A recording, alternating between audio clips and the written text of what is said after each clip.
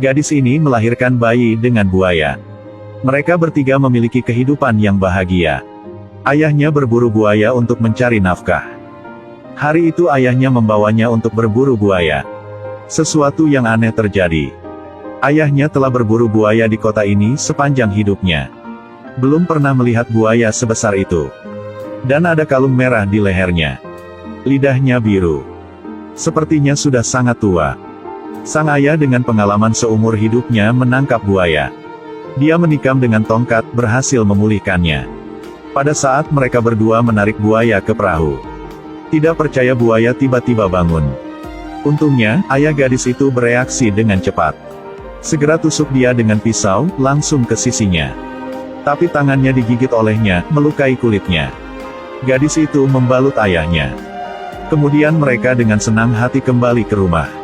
Ada 18 cara untuk menyiapkan daging buaya. Semua orang makan dengan sangat enak. Setelah makan, gadis itu dan temannya ke dalam air untuk bermain. Ketika kalian berdua bersenang-senang, tiba-tiba ada buaya yang lebih besar di tepi.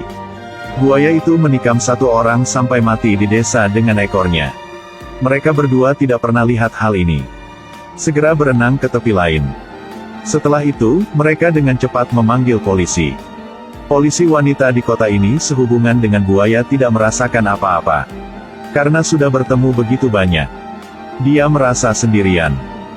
Tapi begitu dia keluar dari mobil, dia terancam kehilangan jiwanya. Dia belum pernah melihat buaya sebesar itu dalam hidupnya. Plus ada 3. Dia berbalik dan melarikan diri. Tapi tidak bisa. Buaya ini tidak hanya besar, tapi juga tahu cara melempar anak panah. Kerusakan itu seperti peluru. Hanya mengibaskan ekornya. Sebuah besi tajam ditembak keluar, menusuk petugas di tubuh. Ayah dan orang-orang mendengar ini.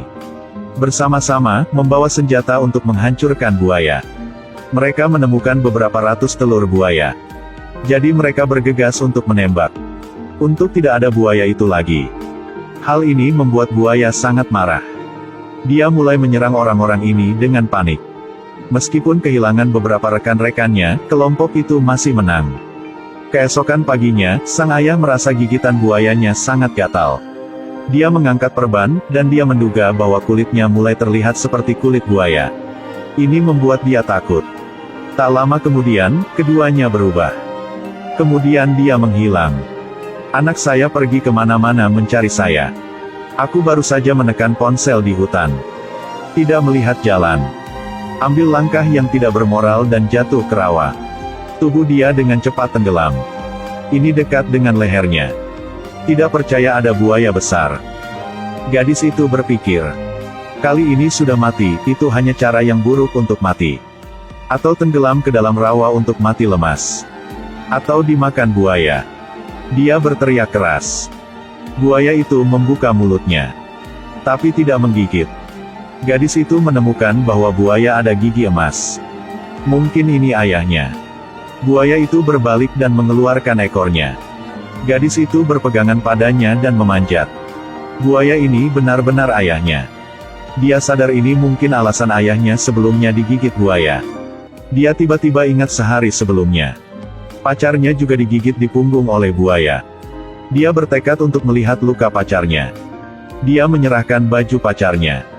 Tentu saja, luka itu berubah menjadi kulit buaya. Dia menyarankan pacarnya untuk pergi ke dokter. Tapi pacarnya tidak akan pergi.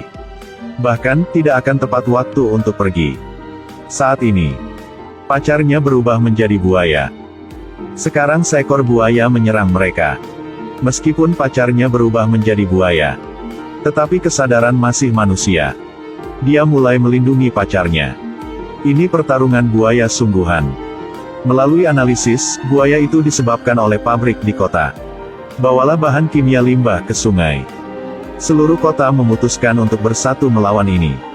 Mereka menaruh 50 pon bahan peledak di sebuah pub yang ditinggalkan. Tuang 10 barel minyak.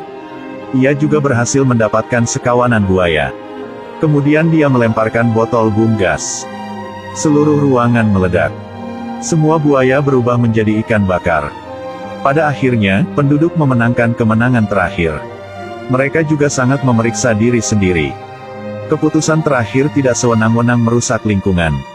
Juga belajar kota-kota besar, melakukan pemilahan limbah. Beberapa bulan kemudian, gadis itu melahirkan bayi. Dia memilih untuk tinggal di kota.